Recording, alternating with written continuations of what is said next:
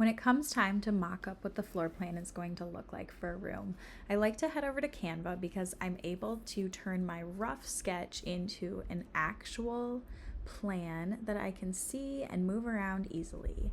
For the floor plan that I'm working on right now, it is my master bedroom, and I mismeasured originally, so I wanted to play around with a couple different layouts to see what the room could look like and how I could rearrange the furniture to still make it functional and fit every piece that I plan on using. So go to Canva and go to the whiteboard feature. You'll create a new one, and you can either go off and do your own thing, or I prefer to start with a template. Other people have already created so many different templates that you can follow.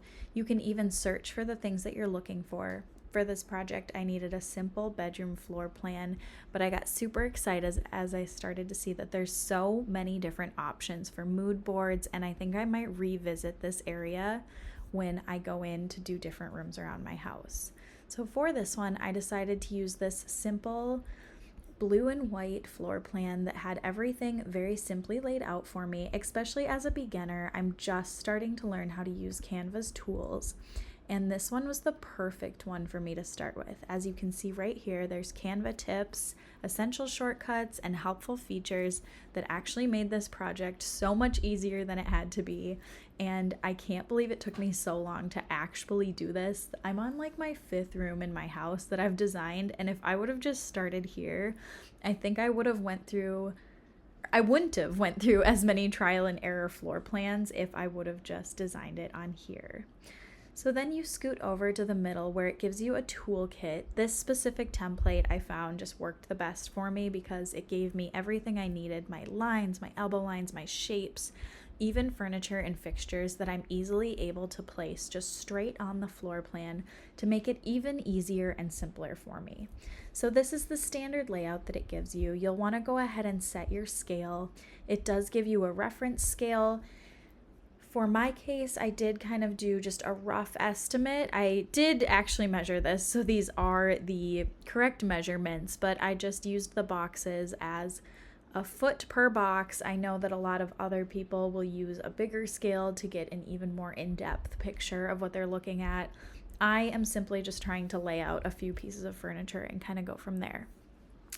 So I will explain to you what my 2 options are right now. And if you've been following along on my journey, my last video, I did explain that I mismeasured, and I have a side sleeping crib for my children that co-sleep with me. And I do ideally want to keep that for a little bit longer just because they're only 1 and 3. And I think it is still ideal for our family to be able to have that area for the kids to pop over to. So right now we have our bed here, and we have the side sleeping crib right next to it. We have 2 windows in our bedroom, and our door is a bit odd.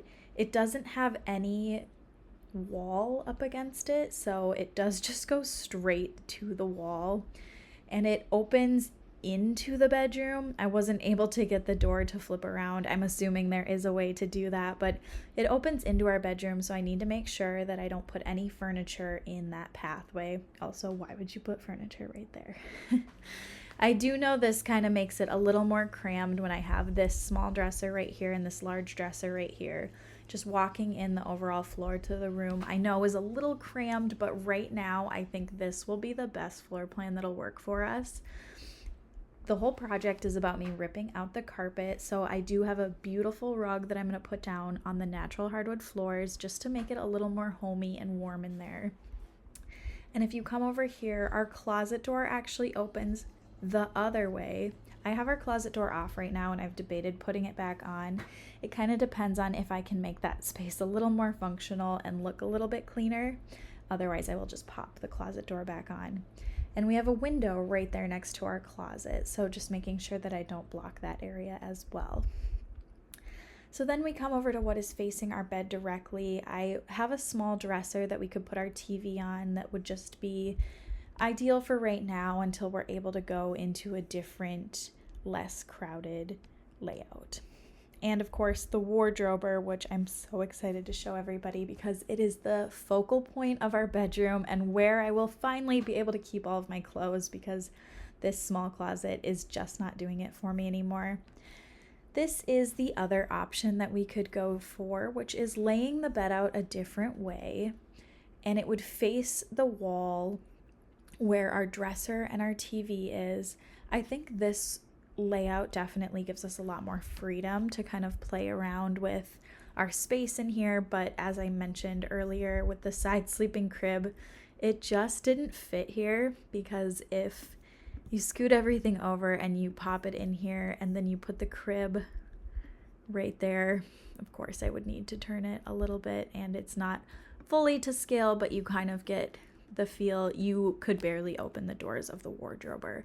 So just making sure that I have enough space is going to be crucial for me right now, but I am excited for what this could look like in the future with a cute lamp in the corner and a side table.